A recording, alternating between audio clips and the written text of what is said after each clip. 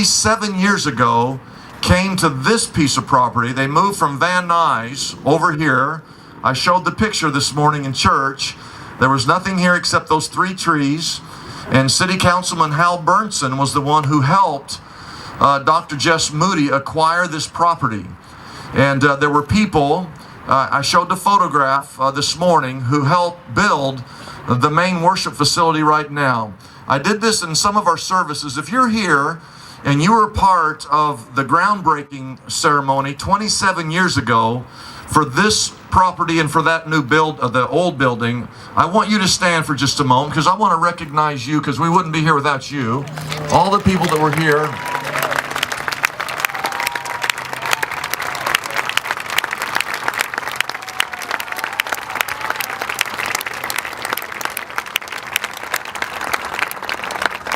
God bless you for your faith. And here we are a generation later, and we're getting ready to, I don't know if anyone will ask us 25 years who was here, but you all get to say you were here. Amen.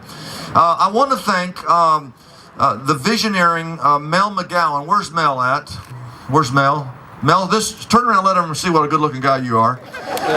This guy right here is the guy, the company that we're using to build and to design is a company called Visioneering.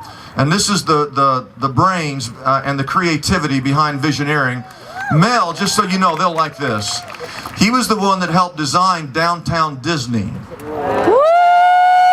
gentleman right here, is that correct? Okay, look at him. And so he was the one that's helped design this building. And I don't know if you all can see it, but maybe afterwards you can come up and you can look around. But you can tell it kind of has a little bit of that Disney feel. I mean, he and I'm going to talk just a minute further about some of the ideas that Mel came up. But let's thank Mel for all his work in this project. I have to thank all the city officials and all the planners. Greg Smith was the one. He was city council when we built the Family Life Center. So that building right there probably would not have been built had Greg Smith not been on board to help us get that done. So I want you to thank him for that. Thank you, brother. And I have to thank just all the, he's also a police officer, and all the policemen and the firemen, the people who work to protect and serve this city of ours. They have one of the most difficult jobs on the planet Earth. And I want us to thank all of our law enforcement officers. If you could do that for me as well. Thank you very much. And then Mitch Englander is the one who's kind of helping us get through this project. And so we owe Mitch a lot. And Mitch, I want to thank you, and I want you to thank Mitch, if you would, for me as well. And then Jackie Lacey, who is our city attorney, and come on up here. Just she is a member of our church. You want to say anything? I do. I'm the district attorney. You can't. Thank you, Pastor Dudley. I wanted to tell you that this church means a lot to me. I grew up in the church, got away from it when I was 18 years old. And 15 years later, a woman who's a member of this church invited my husband and I to CAM, and we've been here 15 years. Coming every Sunday. Pastor Dudley, you have taught me more about the Bible than any human being on earth. You're truly blessed. You're a gift to God, to all of us. I'm so glad to see your father here today. I'm going to try not to cry and make this a happy occasion, but I just want to say to the church, how exciting, after looking at that picture this morning, that we could be an important part of the future. Amen. In winning souls to Jesus Christ. Amen. The best thing about this church is the people, and I just want to say, I love my church.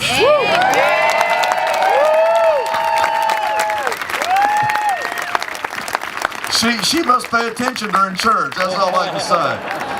I also want to thank the staff. I just want you to know, you all don't understand, because we have so many services. That's very unusual. Most churches have 1 or 2 services, and we have services all weekend long. They are the hardest working staff in America. If you work on the staff, I want you to stand and raise your hand and wave it like this if you're on our staff. Stand, wave your hand. And let's thank the Lord for our staff. God bless you. God bless you. I want to thank, I have to thank the elders of this church who, 27 years ago when I came here, we met and they told me, they said, Pastor, we want you to move. I was in Iowa at the time. We want you to move out here. We want to win this city to the Lord.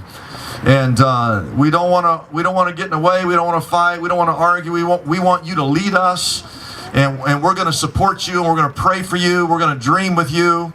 And to their word, that's exactly what they've done throughout the years.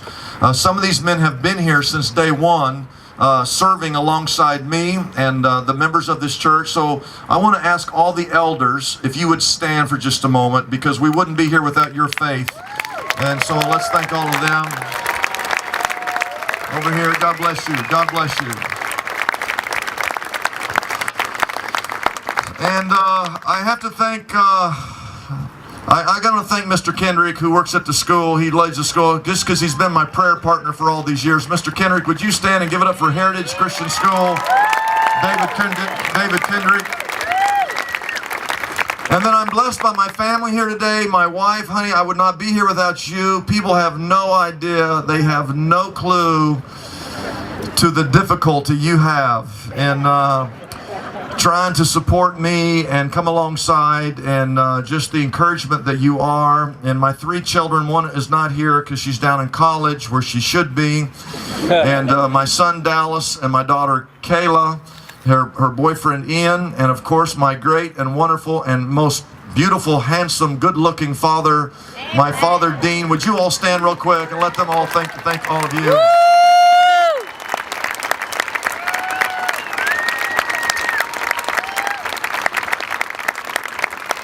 You know, my dad's been battling cancer, and he lost all his hair. He used to make fun of me. And then he got cancer and lost all his hair. But praise God, he's cancer-free now. And his hair's starting to grow out. He's starting to look like Pat Riley now. He's letting that hair just grow all out. But when I'm finished here, before we start breaking ground, I'm going to have my dad say a word of prayer for us. Because I want his generational blessing upon this church and upon what we're doing here today. I have to thank my right-hand man, Pastor Tim. Where's Pastor Tim at? This gentleman over here. Tim, step forward just a little bit so they can all see you. This guy right here. Pastor Tim is without question the hardest working staff person in America. And he does everything he can do just to allow me the time to work on sermons and to cast vision and to do the things that I do. Tim, I love you. And many years ago when you moved out here to help lead this church, no one knew where we would all end up, except I knew because of you that one day something like this would take place. We would not be here if it wasn't for Pastor Tim. So Tim, thank you. And then there's a girl named Margot. Where's Margot? Oh, she's in the tent over there. Miracle in the making. You see Margot in the red? Margot, that hair matches her personality too. But Margot is the person who's been in charge of helping raise all the finances for the new building. And if you're here today, she's there with a big color brochure over there and a map that tells you everything. She's the person, if you're here and you want to help and be a part, she's the one, but she has done an incredible job helping raise the funds for this new property. So let's thank Margot over there, the great. And then I have just a couple more. Where's Paula? Paula, come here. I want you to come up for a second. Come on up here, Paula.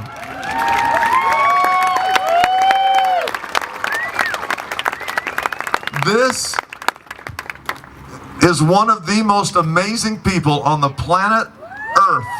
Right here. And she has really been the force behind the design, I mean not the design, but the creating of this new project. She oversees that project. She's the one that oversees the Easter tent when we put up the 9,000 seat Easter tent.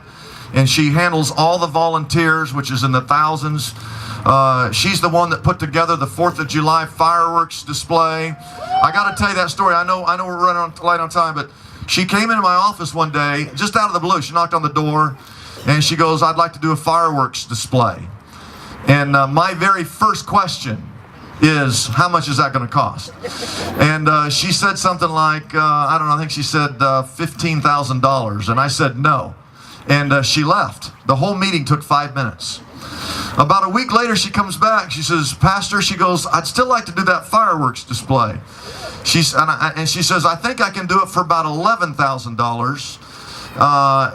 She said, I'll help raise some of the money through sponsorship." And I said, "Let's do it." That meeting took about 5 minutes. And for the last 10 years, she's the one that's overseeing this firework display where 60,000 people come and show up. Amen. And now she's the one that's overseeing this entire project. So I want you to give it up for our dear friend Paula. God bless you, sweetie.